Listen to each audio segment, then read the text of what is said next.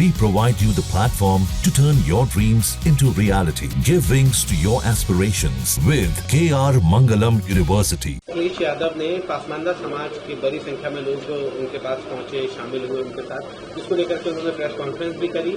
आप उत्तर प्रदेश में अल्पसंख्यक कल्याण मंत्री हैं, किस तरह से देखते हैं, क्या कुछ कहेंगे इसको? देखिए, सबसे बड़ी बात और सबसे बड़ा सवाल तो ये है कि समाजवादी पार्टी को अभी तक जो पिछड़े पासमानदा मुसलमान हैं उनकी याद अभी तक क्यों नहीं आई थी। आप इतिहास उठाइए और देखिए, 2012 से लेकर 17 तक जब उत्तर प्रदेश में समाजवादी पार्टी का शासनकाल था, तब क्या एक भी स्टेटमेंट समाजवादी पार्टी का पासमानदा समाज के उत्थान के लिए, एक भी स्टेटमेंट आप हमको दिखा दीजिए। कहीं कोई स्टेटमेंट नहीं, कहीं कोई चिंता नहीं, कहीं कोई विचार नहीं, कहीं कोई प्लानिंग नहीं। पासमानदा समाज को विकास से पीछे ढकेलने की साजिश से समाजवादी पार्टी ने रची थी। आज अगर हमारे देश के प्रधानमंत्री मोदी जी खुले मन से पासमानदा समाज की उत्थान की बात जब उन्होंने कही है, तब क्यों समाजवादी पार्टी को याद आ रही है? आज पासमानदा समाज के विकास का काम हमारी भारतीय जनता पार्टी मोदी योगी सरकार कर रही है और इसी बात से समाजवादी पार्टी परेशान है, क्योंकि समाजवादी पार्टी को तो हम मुसलमान केवल और केवल वोट बैंक दिखते हैं।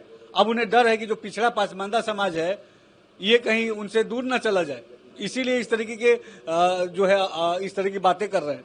अगर सही मायनों में समाजवादी पार्टी पासमानदा समाज की हितैषी होती तो अपने शासनकाल में यही मीटिंग समाजवादी पार्टी अपने सत्ता रहते भी मीटिंग कर सकती थी। एक और बयान सवाल है, इसी दौरान उन्होंने कि इंडिया गठबंधन में जो रहना चाहे वो रह सकते हैं, जो इंडिया गठबंधन छोड़ना चाहे वो छोड़ सकते हैं और वो ऐसा करने के लिए स्वतंत्र है। 2027 का चुनाव हम उत्तर प्रदेश विधानसभा में सभी। देखिए, इंडिया अलायंस गठबंधन पहले दिन से ही ये पूरा देश जानता है कि इंडिया अलायंस गठबंधन एक पूरी तरीके से फेल एक्सपेरिमेंट साबित हुआ। इंडिया अलायंस गठबंधन एक डूबता हुआ जहाज है जिसको एक एक करके उसमें जहाज में सवार यात्री छोड़ रहे हैं। तो समाजवादी पार्टी 2027 की बात तो बाद में करे, पहले इंडिया अलायंस गठबंधन की क्या स्थिति है तो इसको स्पष्ट करना चाहिए इंडिया अलायंस गठबंधन के तमाम दलों को। ये जो इंडिया अलायंस गठबंधन जो अपनी निजी स्वार्थ के लिए इन्होंने बनाया था, ये पूरी तरीके से एक फेल एक्सपेरिमेंट साबित रहा और ना तो जनता को इस पर भरोसा था, ना तो इस गठबंधन के दलों को ही आपस में भरोसा था। इसके साथ ही उन्होंने कुंभ में जो लोग भगदड़ में जिन लोगों की मौत हुई उसको लेकर के उन्होंने कहा कि 5 लाख रुपए का मुआवजा तो सरकार उन्हें देगी, लेकिन आधिकारिक तौर पर उनका नाम नहीं रखा। देखिए, प्रयागराज में जो महाकुंभ हुआ उसकी चर्चा देश और दुनिया में, और सांस्कृतिक विरासत को, सांस्कृतिक धरोहर को एक नई ऊंचाइयों पर ले जाने का काम उत्तर प्रदेश की योगी सरकार प्रधानमंत्री मोदी जी के नेतृत्व में हुआ। इसी बात से समाजवादी पार्टी परेशान है और इस तरह की बेबुनियाद बातें करके जनता को गुमराह करना चाहती है।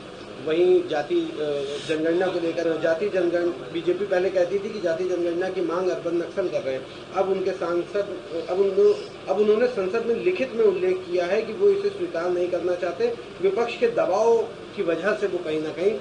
ये बताइए, कांग्रेस पार्टी अगर इतने ही पिछड़ों की और दलितों की हितैषी होती तो बहुत लंबे समय तक कांग्रेस पार्टी शासनकाल में रही केंद्र में। अगर पिछड़ी जातियों का, दलित समाज का, पासमानदा समाज की चिंता उनके अंदर होती तो जातिगत जनगणना कांग्रेस पार्टी ने करा लिया होता। कांग्रेस पार्टी ने कभी भी देश के विकास के एजेंडे के साथ राजनीति नहीं की। अपने निजी राजनीतिक स्वार्थ को पूरा करने का एजेंडा हमेशा कांग्रेस पार्टी के लिए सर्वोपरि रहा है। आज अगर प्रधानमंत्री मोदी जी ने आगे बढ़ के जातिगत जनगणना को स्वीकार करते हुए उसको कराने का फैसला किया है, इसके लिए अब नोटिफिकेशंस भी जारी हो गए हैं, तो इससे कांग्रेस पार्टी परेशान है, हैरान है। कांग्रेस पार्टी केवल और केवल अपने राजनीतिक लाभ के लिए इस तरीके के बयान दे रही है। जहां भक्ति है हर शब्द में, कथाओं में छुपे हैं दिव्य रहस्य और ज्योतिष देता है जीवन को दिशा। धर्म से जुड़ी हर बातों को जानने के लिए हमारे चैनल स्तुति को सब्सक्राइब करें। चैनल पर जाने के लिए इस लिंक पर क्लिक करें।